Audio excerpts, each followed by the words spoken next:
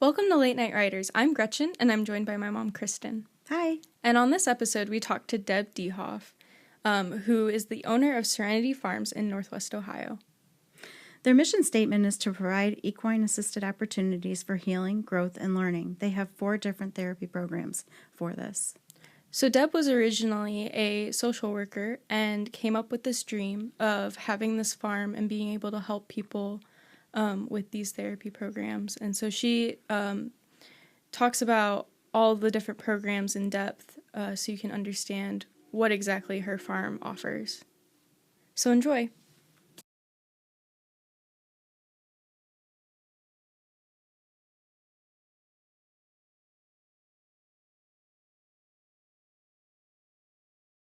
Welcome to Late Night Riders. I'm Gretchen, and I'm joined by my mom, Kristen, Grandma Debbie, and Deb. Hey there. Hi. Hi. Deb, can you tell us a little bit about your role at Serenity Farms? I can. I'm the founder and executive director, and so we are 18 years young already. Wow. We are. So what programs do you offer? 4 major programs: therapeutic riding from ages 2 to the sky's the limit. We do occupational therapy / hippotherapy, again, ages 2 to sky's the limit. Therapy mini horses, which is affectionately called Team Thunder. We have a herd of 4 from ages, the minis are age 2 to 12. Wow. And they range from 27 inches to 35 and a half inches tall. Oh, how cute. And then we have our last program, Equine Assisted Learning / Psychotherapy, and that is where we do small groups. Okay. So can we kind of break these down a little bit so we can understand what each program does for everybody and how it could benefit them? Absolutely. Therapeutic riding has, we have a wonderful national, international oversight, and that's PATH International, created in the 60s to bring standards and guidelines to therapeutic riding so that we have certified therapy instructors. It also connects us to absolutely wonderful insurance programs, so that we really are giving credence to the professionalism of therapeutic riding. And again, from age 2 to our oldest rider is 68. Oh, wow. And he has been riding with us for 10 years. And our youngest, she started with us at 2.5, and we just were part of her senior pictures for high school last Saturday. Wow. So that was a moment. That's neat. Aw. That was a moment. So that is a riding program. Occupational therapy is also a riding program where the occupational therapist comes in. Her practice is at the farm, and she does her practice every Thursday at the farm. We are seasonal in our riding programs for obvious reasons. When the ice is covered the farm, it's not a fun place to be or to drive in and out of. Plus the horses, they grow so much hair, and it's hard to keep them clean. I don't know about you guys, but ours like the mud. Oh, yes. And the dirt. So when you say occupational therapist, the only thing I can think is like in a hospital. So how does this how does this translate to horses? That is a great question. Our occupational therapist is Stephanie, and I urge everyone to look at the bios on our website. She is phenomenal, and I will say she is sold out for the year already. Wow. So is therapeutic riding. So it's a wonderful problem for us to have. Yeah. And then we have to keep getting creative in how to add, because you can't add what you can't serve. Right. And so it is a good problem to have. So if you could imagine coming into the barn, there's a corner of the barn put, it kind of has little corral fencing, and it's called Stephanie's Corner. And her corner, she starts with her occupational goals there. Then she transitions to the arena where there's a team waiting with one of our 2 fabulous ponies. And then the patient would ride for a specified time. Then she dismounts, and then they come back into Stephanie's Corner to complete their occupational therapy goals. Wow. So it is a motivator.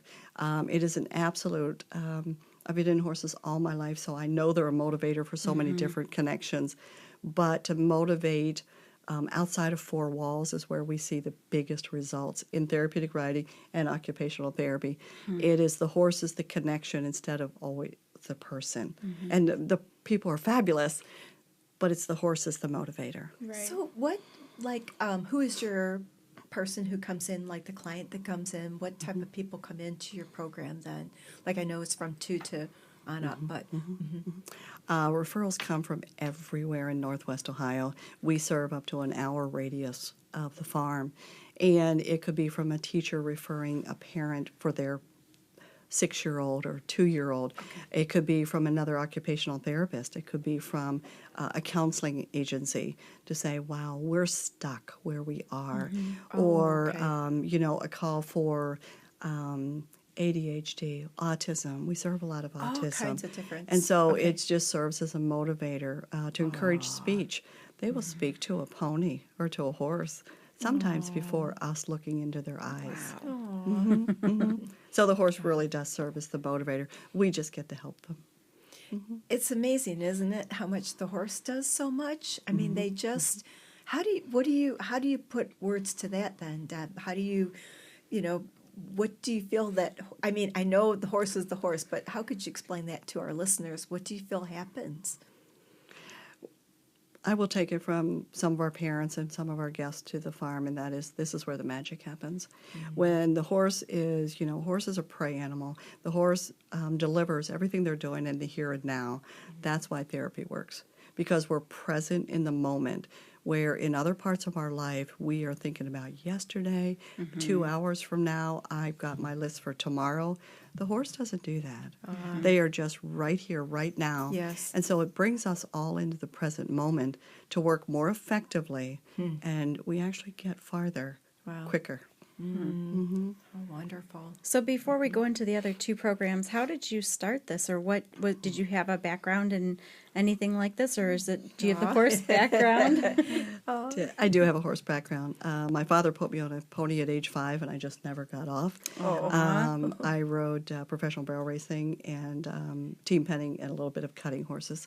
I dabbled in reining, and that was fun. So I've been on a horse all my life. And my background is social work. So most of my caseload in my social work was abused children. And when we moved to Ohio in December of '99, you weren't born yet. Back when Y2K and everything else, I needed. So you were pretty little. So I needed to kind of reinvent myself. I took a part-time position with the prosecuting attorney's office, but knew I really wanted to come out of casework with the four walls in the agency. And it was actually a young man at the local high school that kept approaching me saying, Miss DeHoff, could I ride your horse someday? And he had been in a tragic accident where he was in a second grade drunk driving accident. And he was left very impaired. So, it's a lot of different people crossing my path to say, would you, could you, would you? Yes. And so I started on about a 1.5-year journey of flying around the United States a little bit and studying with some top centers and saying, I wonder if I could do this. Wow. And then putting the certifications into place. And the last thing that I did was went to Columbus a lot of times to find out how to open a nonprofit and how to lay out the business structure. Because I never ran a business before. Yeah. Do you feel like your social work background plays a huge part in what you're doing now? Yes. When I'm very much I don't want to say a dreamer, but I've got the more creative side, and my husband is an engineer.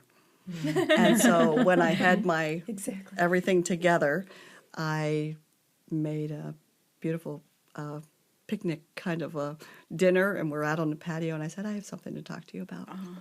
And so he says, instead of saying no, he said, God's been creating this all your life. Oh, wow. How sweet. Wow. How sweet. How wonderful. Wow. So it slowly took off from there then, Deb? It did. Yes. We leased an arena. We have a 20-acre farm. So we leased an arena for the first 3 years for therapeutic riding to kind of, can we do this? Shouldn't we do this? At the time, our board of trustees was also shopping for different land.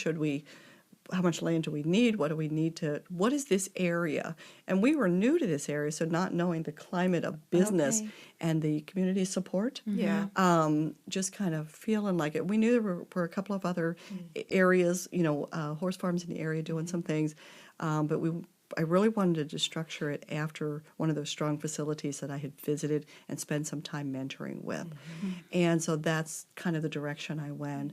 And it was one of our board of trustees at the time that was standing on our back patio, and she goes, "What does your sign say on your little garden shed?" I was like, "Bloom where you're planted." And she said, "Why are we looking for land? If we have, are you and Paul willing Right here. for us to do it right here?" Right here. Oh, So- wow. Wow. Everything Wow. bloomed. Yes. So I know we still need to talk about your other programs, but I have one other question for you. I'm sorry. So what size indoor do you have, and what seems to work for you? You know, because I know it sounds like you've got quite a bit going on at different times. Great question. And you know, as a barrel racer, you want those 80 by 100 wide by, 200 long. But I wasn't competing. I wasn't, none of those things. So I sorted out. I was blessed with a wonderful nonprofit consultant that still, as of today, does not charge us a cent to consult with us. And that's part of the blessings of being able to continue to do what you do. So she sorted out my business plan after she left, because she said, "Okay, in your business plan, it really sounds great, but when are you going to sleep?" Well, she said, "Let's start with the size of the arena." And I was like, "You're right. What do I need for therapeutic riding?" So mine is 60 by 162. 60 by 162. Yes, that's the indoor. Okay. And then we have 9 stalls. Okay. We have four pastures and 2 round pens. So how many programs are going on at the same time? Do you have several programs happening, or is it just one program during an allotted time? I love that question. I'm glad you asked it. From my days in casework in an agency, there was so much going on in an office, even though we had private offices. So it lends itself to confusion, and it lends itself to not focusing. So one of the promises that I made to myself when we did this, and thank goodness now 10 part-time staff and 50 volunteers share the same mission, is that we have one thing going on at the time. We deal with a lot of very delicate issues at a lot of times. So if it's therapeutic riding, it's therapeutic riding on Tuesday, Thursday, and Saturday morning. That's it. So that staff is coming on, those volunteers. The horses know which program we're going into, because the prep is always the same. And that just lends itself to, a lot of times when people pull in the driveway and they say, "We see why you named it Serenity." Because we need to leave all of our stuff outside the gates. Right. And when we come in, so there's not a busyness around. We are also not a boarding barn. So my husband, we actually do board the Serenity Farm horses, but the horses are for the programs. And so that kind of eliminates the busyness. And so that's why. And so so programs are run on their individual days, depending on those populations, because I also work with those that have been sex trafficked. So do you have several students taking part of the program, or is it like one student at a time for different groups, or do you have both options? Therapeutic riding can be up to 4 riders at a time, and it can be up to 3 classes per day. The occupational therapy is one-on-one. Wow. That's one-on-one. I absolutely got the sense of the serenity when I talked to you you were so calm, and you coming in today, I can even sense it with you, and I can't imagine how wonderful it must feel in the barn, because I can sense it. It just feels so wonderful, like, oh, you could just relax, and that's really that makes me feel good right now. It's so nice. It's mandatory, and then there's no drama. I would say the worst thing that can happen is, somebody came without a nap, or somebody came that after school that maybe didn't have a snack and is just a little tired. Let's hydrate and figure out how we can change that gear. Right. But the world is not any less busy with all of our electronics, and in our barn there's no electronics either. Not allowed. Good. Nice. Oh, I love there it. may be some music playing, I would say. But we want that tranquil. We want people to be able to come onto the property, leave it behind, and go. Whew. So a lot of people say, "This is my refuge. This is my refuge." So can you explain your other 2 programs? Yes, we've kept you. 4 minis. And this came about because there was an employee, it's been 9 years ago already, from the Toledo Children's Hospital. There was an employee approached me and said, would you consider doing a mini horse as part of your therapy program? I was like, oh, I've never had mini horses. Okay. I said, can I get back to you in 6 months?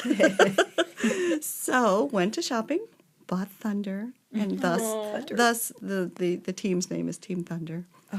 He was 4 years old, a little showmanship, and I never did showmanship, so forgive me. And so he was quite the accomplished little fella. So we bought him, and I went on a year's learning trip of how to maintain, feed. What do you do wrong with minis? His attitude and his personality were absolutely captivating already, and then went to study about, how many horses do this work, and studying with facilities. And hi, can we practice at your facility? Yeah. And no one turned us down. So added Sunny next, and we kind of were going with the weather pattern. It kind of happened by accident. And then we have Lightning. Oh, how cute. And then Little Autumn came in last. Oh, sweet. She's 27 inches tall. Oh, my gosh. And she has a presence. So we learned to go inside facilities, elevators, steps, all those type of things.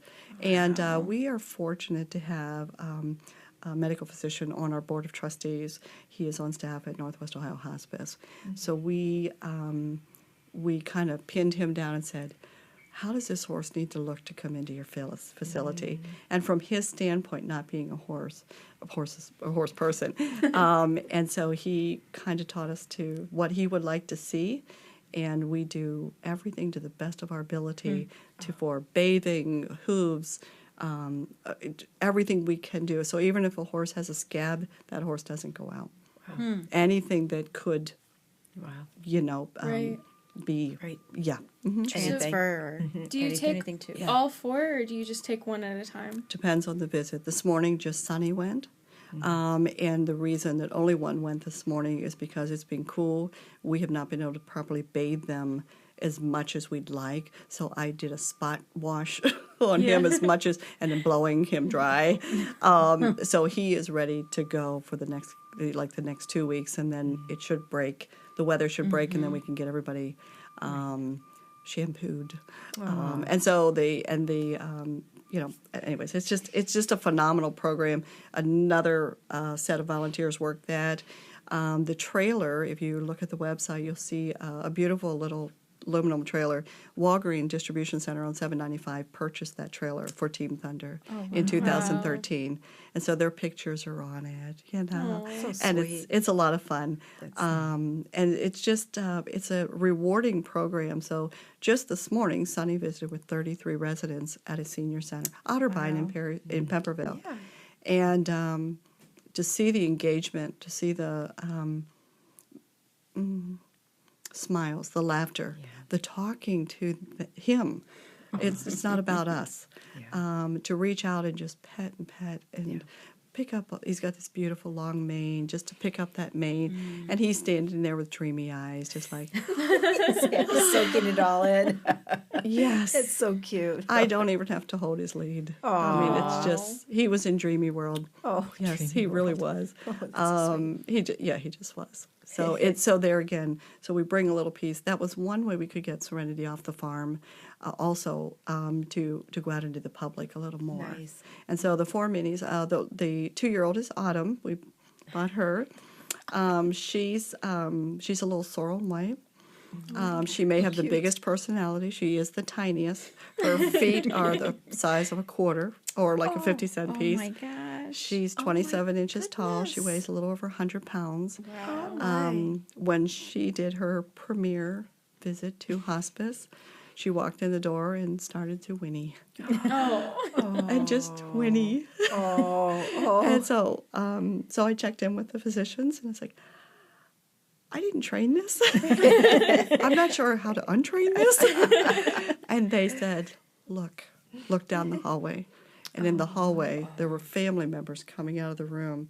Is there a horse in here? Oh. Because, life is... What a welcome break. It- What a welcoming, yeah. And that's just her Yeah. claim to fame. So even though she's tiny, she's vocal. She's going to make herself very, very known. But she's trained easy. She went right in the elevator the first time if we need to go to second and third floors. But she's just going to be talking through the buildings. Oh, I love cute. it. So sweet. How sweet is Yeah. that? And she doesn't do this at the farm. She just does it when she's visiting. Yes. And if she sees herself in the reflection, it's like, what? Talks more. Who are you? Yeah, she's big and large in her head. But she's not. All the horses receive training all the time. People say, how did you get them like this? How do you do? It's every day. It's every day. It's because it's our expectations, and it's the horse handlers that are trained in every scenario. Did you pick them for their disposition, and then so you Their knew from the personalities. beginning their personalities, And then they're on a from there? trial period.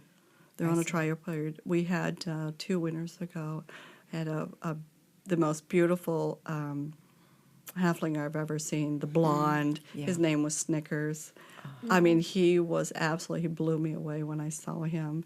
And we had him in for 60 days, but his play level was so high. He didn't do anything wrong. But for therapeutic riding or for the occupational therapist, his play was just too large, and it was sad to let him go. But I often say, if I had an extra stall, but everybody needs to be in the program and working in some way or the other. Mm-hmm. Yeah, yeah. So there's one more left. Yeah, Yep. I was about to ask. Equine assisted learning / psychotherapy. Equine assisted learning is open to classrooms with special needs. So I'm sure I have permission to talk about Miss Blakeman's classroom from Sylvania. 6 autistic children, a lot of one-on-one aids. She has been with us now 4 years. So the classroom comes out 3 times in the spring, 3 times in the fall, and Team Thunder goes to the school once in the spring, once in the fall. And so there's a connection made. There is carefully followed curriculum that our retired teachers and Miss Blakeman have designed. And then some parts are with the horse and some parts are not. Maybe it's a little too much pressure, but it's all horse-related activities. We also have team building with teenagers from area high schools, athletic groups, and then also with any adult group that may be experiencing some challenges in life. So it's a little more than a team building. It's called diversion, and it's life skills. And so then we will transfer from a learning program to a psychotherapy if the needs are greater, and at that point then it becomes more of an independent, and then a counselor co-facilitator comes in with me. Wow, your So- levels are unbelievable from what you're going to every area, it seems like, of where people can benefit. And it fluctuates a little bit. You know, from year 1, if you would have told us we would have had Team Thunder, what? You know? But the community talks. The community is our input. You know, our survey of services, we need to pay attention to those. What do we need to improve? Why, you know, it's a good thing to be sold out every year. That's a good compliment. But now, how does the Board of Trustees, how do we manage that to either open up another site or what else do we do? Those type of things. So it's a good problem to have. So you have 50 volunteers. Do you, can anyone volunteer, or have you seen, like, did you start out, is it hard to find volunteers for what you're doing? We started age 18 and up. Most of ours are adult volunteers in their 30s, 40s, and up, and they bring their professional skill set to the table. And that's what we find that is extremely important. So we have retired teachers. We have just a lot of different personalities in their skill set that they come to the table. We have several veterans. They're giving back. Yes. They know how to give. Yeah. They're now giving back in helping children and maybe other veterans at our program. So I think it's trying to find the best fit. to what we do. I think a lot of people say, oh, I love horses, but they don't know what's involved. Right. Our horse handlers go through an incredible amount of training and ongoing training, and not everybody, it's not the right fit for everybody. I'm trying to think of some volunteer positions that I was interested in, and I thought, wow, that's really not what I thought it was, or that's not the right fit. So when we do find those best fits, we retain volunteers for a very long time. So we have volunteers that have been with us since the beginning and on. So we do have an open house coming up, and that'll be on the website, on Facebook, because we invite, a number each year to come on in. And then we also do internships with about 4 or 5 different colleges. So, and of course, they go on into the blue sky, and get their professional jobs and move out of the area. But they are very, very good. And so are your volunteers, assigned to specific programs, or do they work all of the programs? No, on the application, it says where you're interested. From fundraising, board of trustees, into the therapeutic riding and occupational therapy, Team Thunder or EAL. So you can stipulate after you've heard the orientation of where you might be interested. And people really pretty much know. It's like, oh, I want to work in that program. Yeah. So we went through the part that was, the dreamy and real quiet and serenity, but you are a business owner. So as somebody who is a business owner in horses, our listeners have asked, what do you do for your downtime yourself then? And do you take weeks off, or how do you handle that? Our prominent season is March 1 to November 1, and that's when the horses are the busiest. And then we, from about November 15th until about the middle of February, that is their downtime. So whether we need to change horses out, if somebody needed to retire, or we have a new one coming in, that's time for us to do those things. And there's a lot of paperwork behind the scenes and a lot of things at the board. We have our new budget going on. We have our new, if it's a different part of the strategic plan, if we're hiring new people, if we're doing new volunteers, over the winter, bringing them in. There's a lot of work to do. We really want our families to take off for the holidays. We want them to have that downtime. So absolutely, we do have some downtime. And that replenishes us. That is something that I did not do. And a lot of our businesses, we need to have that respite and that for us in business, so that we're replenished to come back and do a good job. So what do you do for a break and time off? Do you have any special hobbies that you like to do? Pretty much everything that surrounds mine is horses, but I do have 2 new grandsons. So I have a 3-year-old and a 2-month-old. Aww. So I'm enjoying that very much. But pretty much I really love everything around horses. So whether I go to clinics, whether I'm going to different types of shows, in clinics myself, I'm also part of the Pirelli Foundation. So that affords me to some wonderful things out there to attend that are outside of us. And it also is something part of bigger than ourselves, and then the national organizations that I'm involved in. So those are conferences and things like that. That's pretty cool. So you have an event coming up. Would you like to tell us about that? It's our 7th annual Benefit for the Barn. It started out at Art for the Barn, but we outgrew the arena. So we needed to move to our location. This is our 7th annual Benefit for the Barn, and it is just, we sell 200 tickets. We want to sell out every year, July 13th, 2019. And it is held at the Walbridge VFW. They are one of our partners, and they themselves monthly help fund the work we do with veterans. But it's grazing stations, desserts, live silent auction, and it does serve as one of our largest fundraisers for the year in support of operations and programs. Last year it brought in $32,000. Wow. Yes. And it was and it's a fun night. Because, fun, to me, it should be fundraising. And there's a lot of nonprofits that are very worthy in Northwest Ohio. We want to make sure that we're supporting everybody. But at the same time, it's like, we're that little one, too. Yeah. Is there, I'm sure you have many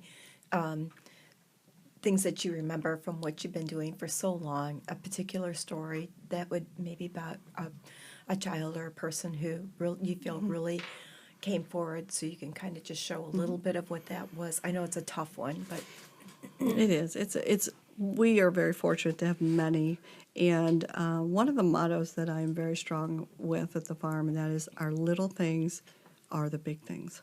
yeah. So however little something is, and that's in the horse's world. Yeah. We take it back to the horse every time. So we had the opportunity to do senior pictures 2 Saturdays ago, and the mom asked, could we do our senior pictures there? And it was unbelievable, because this is someone that was brought to us when she was 2.5 years old.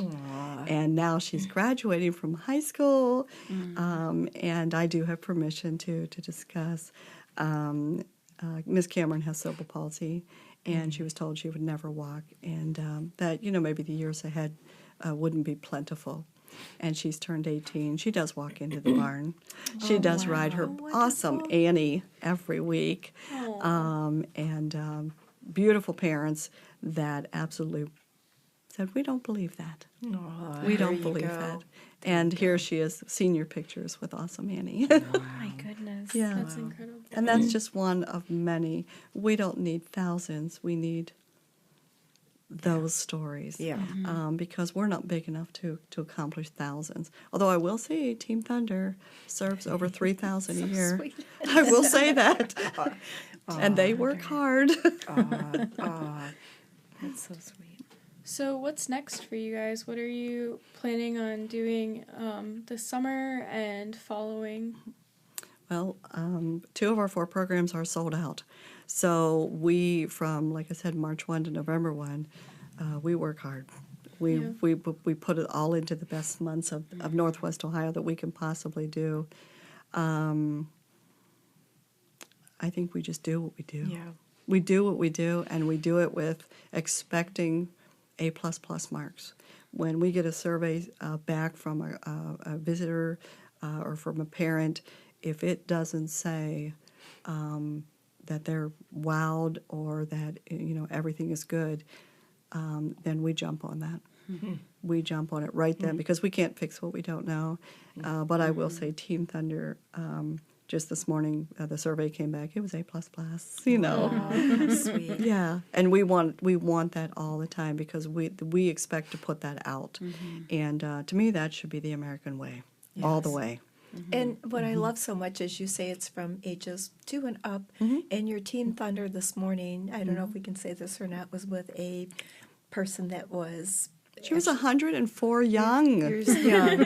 And so how wonderful, because to me, it doesn't matter your age, whatever age you are, there's something you can do to bring joy or help someone with the horses that you're doing. That's wonderful.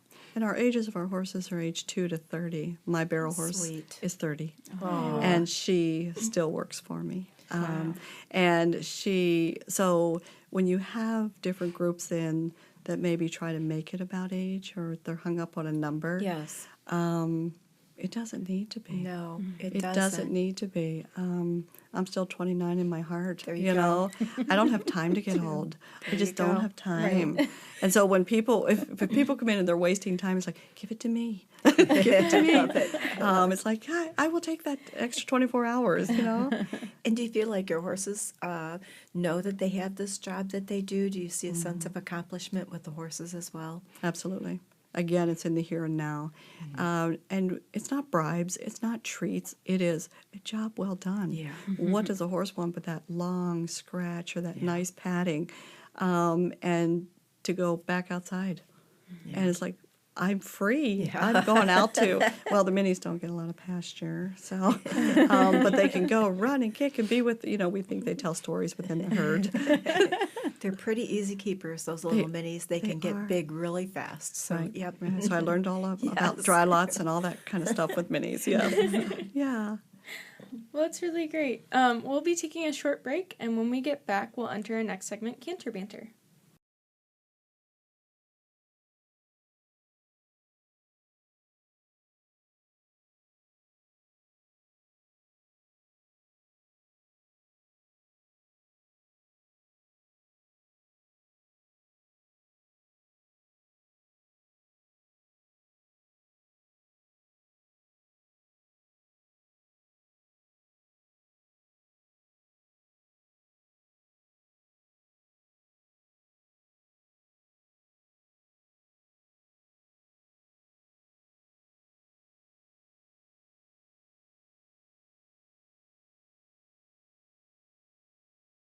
Welcome back. On this episode of Canter Banter, we're going to talk about when a horse just wants to be a horse. Deb has some stories to tell. Oh, my goodness. And I think that's what makes it the truest with our visitors and our patients and clients is, I had talked about little Miss Autumn, all of 2 years old, and she goes into a facility, the electronic doors open up as if it's a princess coming through, I guess, right? Or the queen herself. Or the queen herself. So visualize 100 pounds, 27 inches tall, all in her bigness, and comes in, and the doors swoosh open, and she starts whinnying. And so you have faces, bodies jumping out of everywhere thinking, is there a horse in here? She continued through the building because then she saw herself in a mirror or reflection, and it was like, whoa. It's like, you are pretty. But just what we're doing, I mean, the entire center was in laughter. And maybe we all don't laugh enough, That's right? Yeah. Because everybody's laughing, and then she got a little taller. So now, unfortunately, we have created now the attention. Now when he's inside, we laugh. So, okay, we didn't do that right. She needs a commercial. She needs something, doesn't she? Where her mane is flowing and she walks through. Yes, and She needs to meet Muffin, our mini. Yes. Yes. Our mini is like an exotic mini. Miss Muffin. She is Muffin. darker, and then she has like a balayage. So she's got kind of this And her hair is orange, just like brown goes orange across mane. her She looks face. she looks like she came off of an island. She's just beautiful. She has attitude too, boy. She let me tell you. refuses to use the drinking post water like a normal horse, and so she gets her paw up and she sticks it in there. We and call it lets a paw because it's not a hoof any Yeah. longer. It's a paw because she's little. She lets it fill up with water and then goes and drinks out of it. She doesn't just like push it down with her nose. She's so funny, and we have pictures of her doing it. But she just has a little attitude. So we know those little ones do. They really do have an attitude. The minis are fun. Yeah, I enjoy all four of ours are absolutely different, and they complement each other. Yeah, they do. so They do. sweet. Yeah. And you had one other thing that you do Oh, with them I that think that- takes so long to groom them and so forth. You're The saying? grooming, Because you when- have them pretty perfect. I mean, Well, we try to, or we may let one or two dirty, depending on if it's an equine assisted learning situation. So a group comes in and they brush, and the manes and the tails are gorgeous. Hooves are spotless, Perfect. job well done. Find some Yes. shine under there. Yes. And then we turn them out to pasture. And so the group gets to see, and then at that point they're supposed to see, what are the benefits of rolling? Well, why did we do all that work? Yeah. But it's just a fun thing. Yeah, it is. Yeah. That's cute. We hope you enjoyed listening to our podcast and encourage you to share with all your equestrian family and friends. You can tune into the Late Night Riders podcast show every Friday night. Each episode will be uploaded exclusively on YouTube, where you can subscribe to our channel to stay up to date with our latest shows. Do you have a topic you'd like to discuss? We want to hear from you. You may email us at podcast@ramfence.com, or feel free to leave a comment below. Thank you again for listening. Thank you, Deb. Yeah, thanks. Thanks.